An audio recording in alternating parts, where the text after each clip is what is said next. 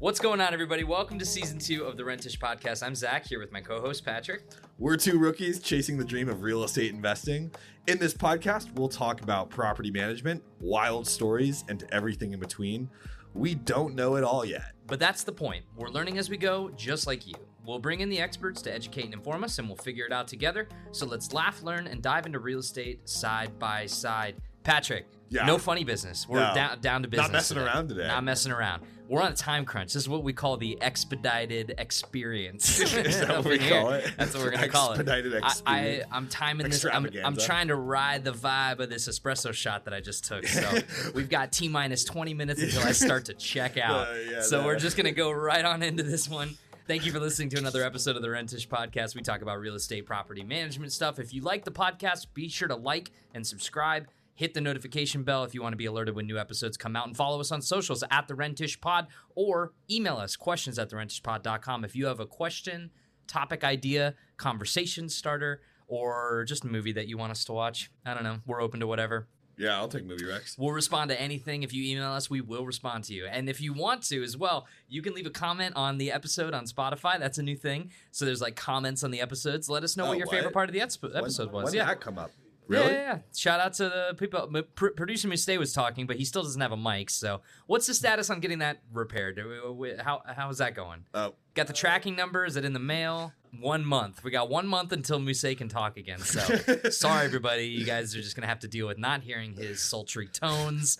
But we're going to go ahead and keep on rolling. Pat, today we've got real estate rundown. Yeah, you want to hit us with it? What does that mean? Is that the news segment one? Yeah, it's the news. We're going to talk about the news. Yeah, so we're talking about Article 1 is Zillow plus ChatGPT. We're going to talk about how Zillow just launched inside ChatGPT, letting users ask for homes, see listings, photos, and prices, and even book tours, all in a chat conversation. House hunting just got a major tech upgrade.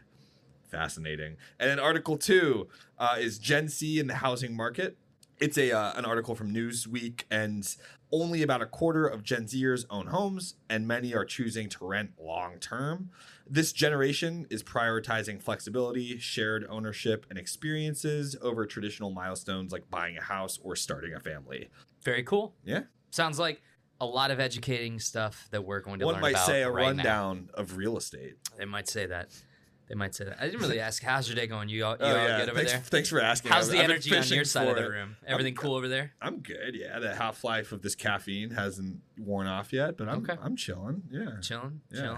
I think it might be a combination of a busy work week and just the rain and gloom outside. Yeah, it's just like, man, I just want to lay under a blanket and watch Gilmore Girls, but I can't. Yeah, we have to do the podcast. Because I guess we have to do this podcast. That's what we have to do at this point. Yeah. No, yeah, the rainy day vibes. Is I'm definitely looking forward to like being home in a blanket. Yep, me too. All right, well, that's enough jibber jabber. Want to talk about news? Let's do it. Yeah. So as mentioned, we're gonna be talking about Zillow integrating ChatGPT into their functionality. It's an article from Zillow Group. It's called The Future of Home Search. But basically, they launched an official Zillow app inside ChatGPT. So now you can literally ask, show me homes for sale in Denver under $600K, or like find me a 2-bedroom rental in Seattle. And ChatGPT instantly pulls up Zillow listings with like the photos, maps, prices, and lets you click straight to Zillow to book a tour, contact an agent, etc. I don't know. I mean, this seemed kind of pretty like an obvious next step to me. And it just kind of sounds like to me, it just sounds like a ChatGPT integrated with Zillow filters. So instead of having manually put in the filters, you can just ask it in conversation form.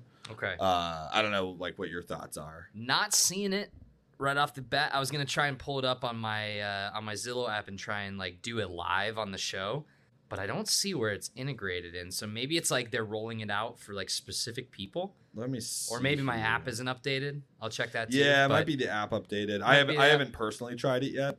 Okay. But basically why it matters, over 800 million people use ChatGPT weekly. That's kind of crazy. 800 million? Holy cow. 800 million? That's like there's Go ahead. No. Go. That's like a lot of people. Well, because there's like 8 billion on planet Earth, right? So that's like 10% of planet Earth. Am I doing there? That's crazy. It's are you one of those people? I don't use it weekly, no. Okay.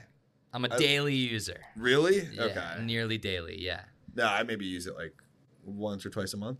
I mean, AI is an interesting conversation. I mean, I don't know how down that rabbit hole we want to get because I know we want to focus it more on the real estate and property management aspects of everything. But I'll just say as a personal tool in my life, like whether it's like managing personal finances or travel plans, or I find ChatGPT sometimes more useful than Google search results recently because it gives you more of a detailed breakdown and sources information from all these different websites, and it just seems a bit more intelligent doing it.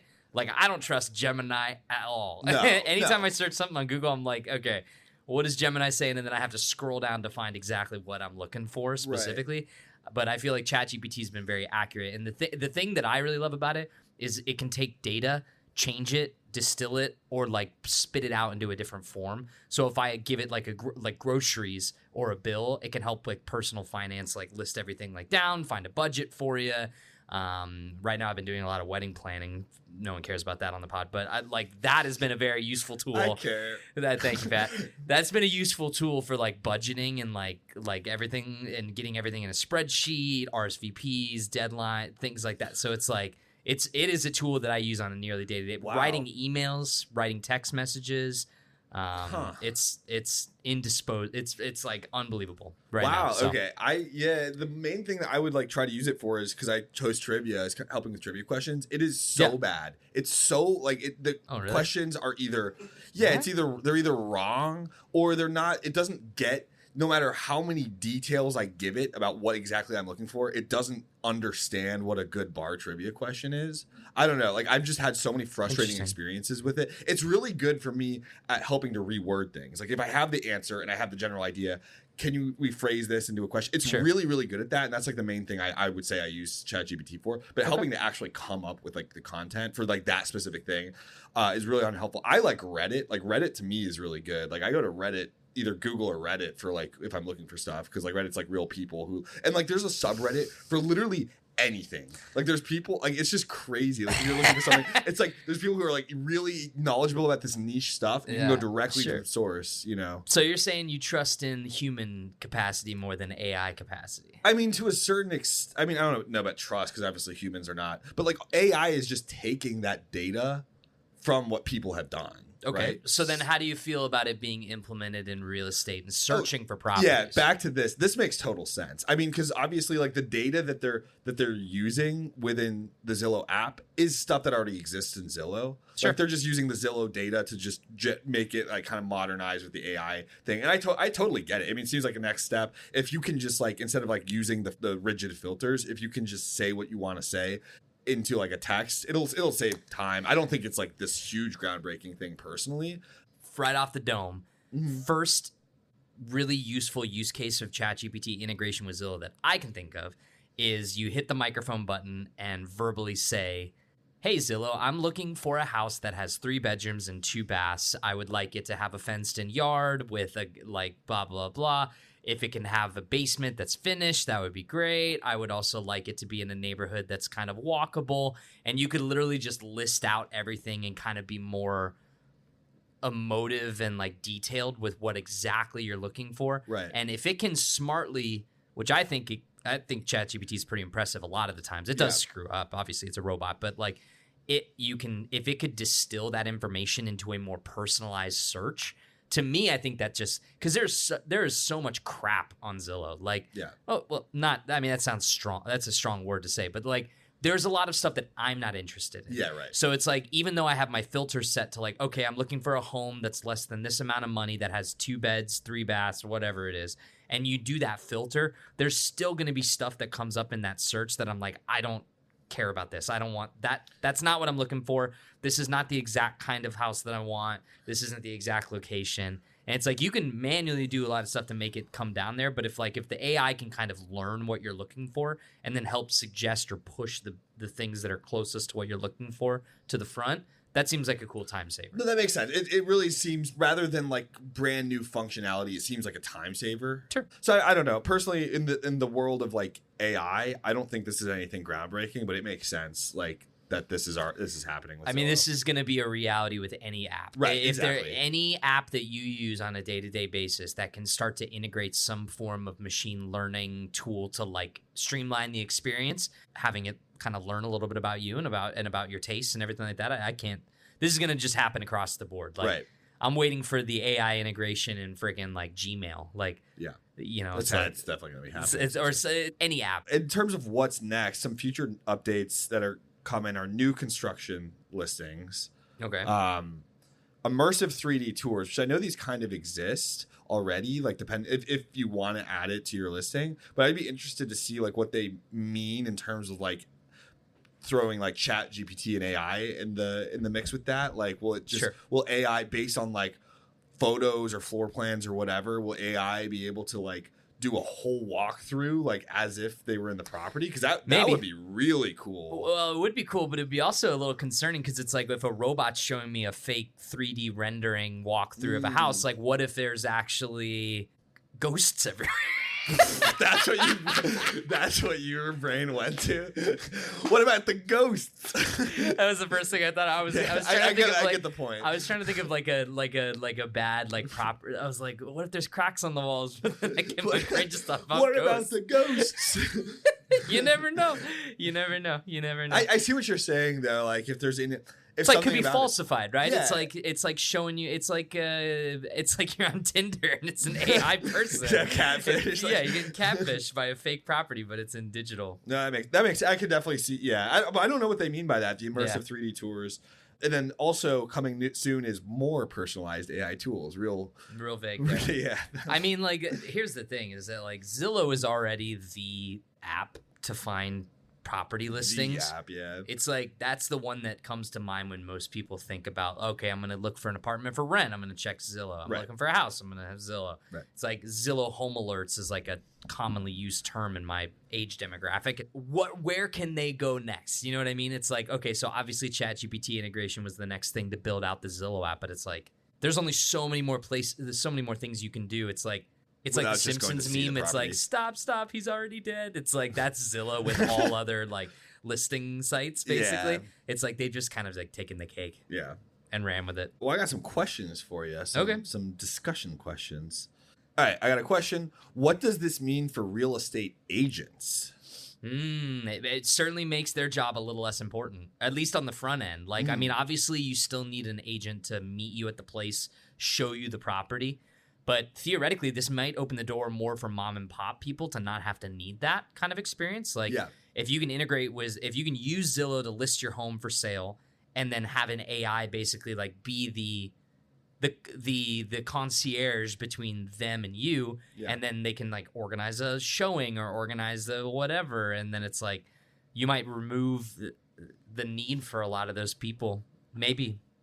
Yeah, that would be interesting because I didn't even think about it in terms of like the agent. I was more thinking about this as like a more streamlined filter. But yeah, I guess you're right. If there's like agents who are helping you find like the exact house or property that you're looking for, and then AI can just do that part for you. Yeah, if you can, like you start a conversation on the Zillow app, and it's like, hey, what's up? I'm Zilly, the Zillow AI agent or whatever. It's like, I'm gonna be your personal real estate agent. What kind of home are you looking for? And then it's like, I like this home. It's like, and then it's like, ... It's like, all right, we've contacted the landlord, the owner of this property, and asked if they'd be willing to schedule a tour and blah, blah. And then it's like, basically, you've just removed the real estate agent's entire job. Yeah, but I feel like a lot of times when I've toured properties, it has been with the agent. So right, but if the mom and pop could just do it, why not? Yeah, right. No, that's good. If they're available too. Right. As you're probably saving. Because how much money do you pay in a real like an agent? It's a percentage, right? Yeah. Yeah. You can just avoid that entire spend. No, that's an interesting thought. I'd be interested to see how like this all shakes out in the next like couple years. So the bottom line is Zillow's new ChatGPT app makes home searching conversational. It blends real data, AI, and simplicity, letting your next move literally start with a chat. So yeah, that's all I got for this article. Okay. Pretty straightforward, but I think it's a noteworthy, step in the AI direction that humanity seems to be going. As the famous Kip once said from Napoleon Dynamite, I love technology. Is that a direct quote? Yeah, it was, right? Doesn't he sing? He sings that to his wife at the end of the movie. Oh, does he? I love technology. I've been chatting with babes all day online or something. Online babes. I forget. No, I love talking about tech. I think it's fun. I think ChatGPT and AI is certainly the buzzword of the 2020s so far in terms of tech. So curious to see where it goes in the second half of the decade. All right, Patrick, you ready for the next article? Yeah. All right, well, I'm going to read this one. And it's appropriate because there's nothing Gen Z likes more than having a millennial talk about their generation. So perfect logic from me. Yeah, when a millennial explained with Gen Z. So how Gen Z lifestyle shift could change the U.S. housing market. This comes from Newsweek from October 5th, 2025. Gen Z and the housing struggle. Those born between 1997 and 2012, they're trying to break into the housing market, but the progress is kind of stalling. So about 26.1% of Gen Zers owned homes in 2024, which is basically a flat number from 2023. Among the oldest Gen Zers, just 33% own homes, compared to about 40% of their parents at the same exact age. So like kind of like comparing and contrasting the age range from the same time. Rising prices, high mortgage rates, and tight supply are making home ownership harder and less appealing. Yeah. They're kind of starting to redefine what home means and kind of how they get there as well. So I don't know, Patrick, our resident, you would technically fall into the Gen Z bracket. Yeah, very much so. Yes. Okay. So I know we probably covered this on other episodes of the Rentish before, but it makes sense to kind of just do it here since we're talking about the news before we get into some statistics and stuff. Where are you with the home buying process? Haven't started yet. I'm not particularly interested for the next. I live in the city, in an apartment in the city. I don't want to buy a home until I'm like moving out of the city. Okay. And then I really do plan on buying a home probably in the next 3 or 4 years. I do have friends who've bought houses, and I think this seems to be more of like a renting versus buying thing. But I think a big thing with Gen Z is living at home, like after college, or like saving, like living with your parents rent free, saving up for a house, and then just buying a house for people who want to go into the home buying without having to pay the high rents. Like I have multiple friends who kind of taken that route, like living, like I have a buddy actually in Buffalo who's been living at home, saved up, and then now just bought a house, but like just skipped the renting altogether. But most people I know at this point are still renting and not home buying. Stay with us. We'll be right back. Stop overpaying for property management software. Anago gives you everything: applications, screening, lease signing, rent collection for free. It's a powerful, full-featured platform trusted by thousands of landlords with no fees or contracts. Sign up at inago.com today. That's inago.com/podcast. I think you're right. I mean, I definitely think that seems to be the pattern. And I mean, that was something that, like, not to get all existential about millennial life versus Gen Z life, but it's like something that was like kind of like an idea that was like pounded into your head when you're in high school. For my age range, like graduating high school, going to college was like you were flying the coop, flying the coop, whatever the terminology, flying the coop.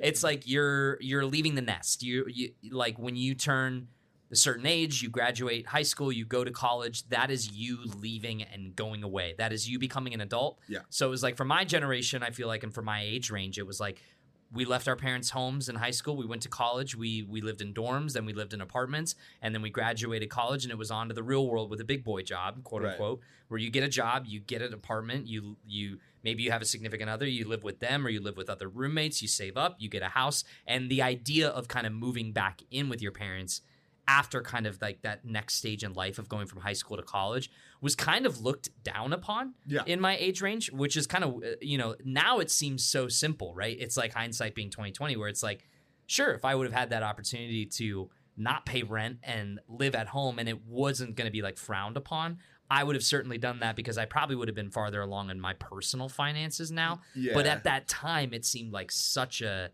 you don't do that. Like you're a quote unquote loser that if you move in with your parents. That makes sense. I feel like that stigma has gone away. Like just speaking as a Gen Z person, like that's not really a stigma as much. I personally did not want to live back with my parents. Like, and I know a bunch of other people who were in the same boats. It's like I don't care if it's going to cost more money. I want to kind of be a little bit independent and not have to share a space. Just like I genuinely like just was ready to like kind of be on my own after college, even though like, obviously paying higher rent and whatnot than paying free rent, no rent with living with my parents. I just kind of wanted to like get the city experience and like get my own apartment and own space. But yeah, I mean, I know a lot of people who are just like, yeah, I'm living at home, and it's not kind of like a ooh, like, why are you living? Like I've got like a friend who's like a software engineer, like making a lot of money, like still living at home because he's just like trying to buy a house and is not particularly interested in renting. And I'm saying I completely agree. That stigma is gone because now as a 31-year-old dude, I hear that and I'm like, genius. Yeah. I would so much rather not be paying rent. I would be so much farther along in my finances that I could probably afford a much nicer house if I was looking to buy. So maybe that, that all kind of goes into this whole thing with Gen Z kind of like being a little bit slower into the game. But yeah, so mortgage rates rising above 6%, prices still high. Most Gen Zers are choosing to rent instead of buy. So the people that are moving out, that are deciding to get into real estate, they're the renter side. They're not the buyer side. Yeah, right. In 2024, they made up about 47% of recent movers in the rental market, which is the biggest share of any generation. Makes sense. Yeah. Finally getting to that age range. Where that doesn't surprise me. Yeah. By 2030, Gen Z is expected to become America's largest renter group. That also makes sense. Also makes sense there. Survey data. Got some numbers for you. More numbers. 74% of Gen Z say renting is smarter than buying right now. See, that's an interesting one. That is fascinating. Yeah. I mean, maybe they're just more educated about the cost of the market. Like right now it's never what we've learned from a lot of our guests. It's never the perfect time to enter the real estate market, but you have to imagine that just like everything else in this world, everything's going to continue to get more expensive. Right. So it's like there's no time like the present. It's fascinating that 74% of people say that now is a bad time when surely it's going to be now is the cheapest it will ever be because it's always going to get more expensive. Right. Yeah, and I'm surprised by like 74% thinks it's smarter versus I'm like, does that mean smarter for like my financial situation right now or just like smarter in general? You know what I mean? Like if you're able to rent or buy, maybe like because I think a lot of Gen Z people are like restricted into like just renting. Sure. Right. And like if you're like restricted into renting, are you still going to say it's smarter? Because like at that point, like I mean, if you can't afford to buy, then like obviously it's not smart to buy. Yeah. I would be curious as to what there's a lot of nuance there, so I don't know. We don't have that nuance in the percentages, but I got a couple more for you. 59% view renting as a long-term choice, not just a step toward ownership, and 83% say it gives them more freedom to save for experiences, not just assets. I get that. So all makes sense. Flexibility is key. Renting allows them to move for jobs or lifestyle changes, but the catch is that nearly 59% of Gen Z renters are rent burdened, spending too much of their income on housing. Yeah, so that's the interesting one. Like, I totally agree with the flexibility part. It's like, I mean, I don't want to own a home right now. I like the flexibility of I'm able to live in the city or I don't have to pay for maintenance and all this stuff. It's super nice. At the same time, it'd be nice for that to be like a choice and not feel like, oh, I have to rent because I can't afford to buy. Sure. And rent is so expensive that it's taking up like over a third of my expenses or like whatever the case might be. I feel like both of those things are different sorts of reasons. How so 50 what is it? 50 30 20? Isn't that the 50 60 Well, that's like the 50 30 20 would be like, well, you shouldn't spend more than what? Is it 20? Is it 20%? So 20%? Well, 50, 30, 20. 50 is needs, 30 is wants, 20 is savings. That's the... Oh, that's what I'm thinking of. But then that's just like a basic, like just rule of thumb as one plan of budgeting. The general rule of thumb with renting is rent should be no more than a third of your... yearly income. Yeah, of your income after taxes. Okay. Yeah. And like if it's over a third, I think... of your income after taxes that you're paying toward rent, then I think you're considered rent burden. I think is how they calculate that. I could be wrong, but... Got it. Couple more things here. Fewer homes, fewer families. Experts say the affordability crisis is changing not just housing, but actually family life as well. So starter homes are scarce. In fact, that word doesn't exist anymore, in my opinion. It's like that terminology you might as well just throw out the window because there's no house that is affordable. Exactly. This starter home now is like a 1-bedroom, 1-bath condo for $100,000. Right. Starter homes are scarce. Family-size homes come with steep premiums. Since 2019, the median home price is up 36%, and the price per square foot up 51%. That's insane. Many older homeowners are holding on to big homes, creating a housing log jam never heard that sentence before, that blocks younger families from moving up. So bit difficult there. That basically is pushing Gen Z to delay marriage, kids, and household formation, because if you don't have space to do it, can't do it. It's interesting because like the kids and household formation makes sense. I've been feeling like Gen Z's been getting married earlier than millennials have. You mentioned that before. Yeah, and it really feels that way. But I mean, everyone who's like married, that a lot of people I know who are married as Gen Z, they're still renting and still are not planning on having kids anytime soon. So I like maybe like the traditional view of like what you do, which is get married, buy a house, have kids, like in that, you know, all within a short time frame. Like even for my friends who are getting married, that's not what's going on. You know. Yeah. I mean, I can't say you're the only Gen Z person I know. So. Oh, really? You're the only Gen Z person I hang out with and talk to on a regular basis. Oh, thanks. I guess. So you're not married. So I guess you know. I just got. I have some friends who just got engaged, and they said that I'm on the short list to ordain their wedding. So I'm super That's an excited interesting about thing that. to say. I don't know. You revealed the short list. I'm the only one on the short list. They're basically saying bribe us that you can be the number one. They pretty much, they said I'm the short, and I was like so honored. I'm like, I'd be so happy to do it. And I said, who else is on the list? And they're like, it's just me as of now. And so I might be. So then it's not a short list. Then you're their current front runner. Yes. They were calling it a short list, which made me think I had more competition than That's I had. what I was thinking is like, hey, we've narrowed it down to 3 people that we want to ordain the wedding. So what are you going to do to yeah, the deal? that's what I thought it was at first, but my odds are looking good. Can you imagine Patrick as an ordained? I'm so unbelievably excited / honored. We're gathered here today. When you get up to the pulpit, you go, "What up?" All right. Economists point out that owning a home often triggers family formation, stability, space, and predictability. All these matter, and without that, many young adults are putting life plans on hold. So, what's the trend going? Trend towards smaller homes and co-ownership. This is interesting here. Developers are responding to affordability pressures by building smaller homes and flexible living spaces.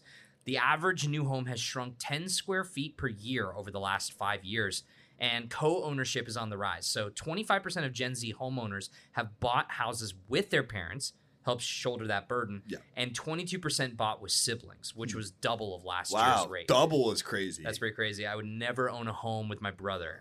If you're listening, Lucas, never, ever. That would not happen in a village. Also, flexible living spaces is such like a nice way to put smaller houses. Yeah. Well, it's like how every negative real estate term has to sound not negative. That sounds like a politician. It's a flexible living space. It just means it's a broom closet. You put a pillow up, you'll be fine. Builders are adding designs with separate entrances, more bathrooms, and rental-ready layouts to support roommates or shared ownership. So a lot of these new developments are just coming along with this expectation that people might be buying properties in a shared capacity, which is fascinating. Would you consider doing this with a friend or a family member? Like purchasing a house with somebody else. That's not your like partner. Not a partner. Because it doesn't specify. It says 25% with parents, 22% with siblings. It doesn't give a specificity. I would do it. I would do it in a heartbeat for like an investment property, for like a rental property, and just split the. You know, it's like less money in, like, and maybe less yields, but like it kind of makes it more affordable for everybody. Sure. Like I would go in with one, but like for a house that I'm living in, like buying for myself to live in, I would like to own that with my partner and not have like a family member. Sure. Like, you know what I mean? Like, so that would be my stipulation. Yeah, I got you. That makes sense. I agree with you. So is Gen Z redefining the American dream or just adapting to the economy? Patrick, you're our resident Gen Z expert, so answer the question. What's the question? Is Gen Z redefining the American dream or just adapting to the economy? I think it's adapting. I mean, I think to a certain extent, like, I think renting makes a lot of sense. That maybe like, and I think there's less of a, like you said, less of a stigma. Like, don't do this because it's not socially acceptable. Like, what you have to do is this, and that. And I don't think Gen Z like cares about that kind of stuff as much. So on the one hand, there is some redefining. But I also think that with the current real estate market being like the tightest that it's ever been, like it doesn't mean like we're like redefining everything because like it's like we have all these options and we're like choosing to, I think it is very, very restrictive at the same time. So I think the two things are kind of happening. Sure. I agree with that. From an outside perspective, I do actually think that there's a lot of kind of rewriting of what, like, the American dream is such a phrase that is so nebulous now that, like, if you had asked me 20 years ago, what is the American dream? I would have said house, 2.5 kids and a white picket fence in the suburbs. You graduate, you go live, and you go have this property, and you have a 9-to-5 job, and you have a small family, and that's what you do. That to me, if you had asked me that 20 years ago, that's the American dream. Yeah. But now it's like so many people want so many different things in this country, and it's so stretched thin across all spectrums that I just think that what the American dream is no longer definable. So I think that like this is helping change that for sure. It's just funny. It's like 20 years ago, if you asked somebody that, no one would have said, I'm going to live with my parents for 5 years after I graduate college and then buy a house. Yeah. Right. And I'm not going to get married yet because I can't financially support children or like another person. It's like, or according to this article, was it like 59% renting long term, like renting forever. Exactly. Like, oh, just rent. Yeah. Like someone moves. There is someone today that is leaving their house, either with their parents' house, that is moving to like Manhattan for a job. And they're probably thinking to themselves, like, I may very well rent for my 20s and 30s and just live in Manhattan. It's like, I don't think anyone would have said that was the quote unquote, the American dream 20, 30 years ago. You know, it's like my mom, this is kind of unrelated, but my mom, Gen X, she was saying, because she recently bought a house and she really likes the house, but part of her is like, I don't want to have to deal with all this maintenance stuff, and the property taxes are outrageous now that she's paying. And she's like, part of me is just like, let me just have all of this money that I spent on this house sitting in a bank account and let the interest pay for just monthly rent. She's like, that sounds really nice to me. And she's like, not necessarily having regrets on doing that, but is like, that's a very viable option for her at this point. And just like not having to deal with all the taxes and all the stress of maintenance and whatnot. Well, the bottom line, Patrick, Gen Z's lifestyle shift toward flexibility, renting, and shared living could definitely reshape housing demand for decades to come. They're prioritizing freedom and experiences over traditional milestones, but with more homes being built, affordability will not improve no matter how creative the next generation gets. And that's another episode of the Rentish podcast in the books. Patrick, did you learn something today? I did. Do you want to know what I learned? No, if you learned something, that's really all I care about. So, yeah. Well, I hope you all out there learned and listened and had a good time listening to us talk about real estate, property management, ChatGPT, technology, and Gen Z people. It's been a fun ride. And check us out on your podcast platform of choice. Follow The Rentish Pod everywhere you can. Socials at The Rentish Pod. Email us with your questions or topic suggestions to questions@therentishpod.com. And then, keep up with us online. We're available there. Hit the notification bell if you want to be notified when new episodes drop on your favorite podcast service. Give us a 5-star rating or or whatever your podcast service offers. Just do it to the maximum amount. Thank you all for listening and hanging out with us. Until next time, I've been Zach. That's been Patrick, and we'll see you guys next time. The Rentish Podcast is recorded in Cincinnati, Ohio, hosted by Patrick Giro and me, Zach Rottello. Produced by Musei Gebermeskel and Charlene Mulchandani. Edited by Elliot Mongenis. Theme song by me, Zach Rottello.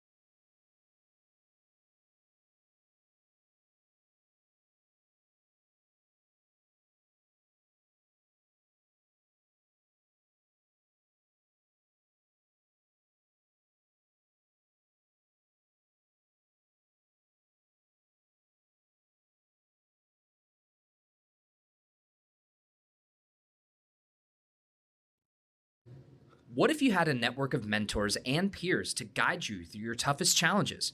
Cohorts is a private network of experienced investors who share lessons, insights, and support at every stage of growth.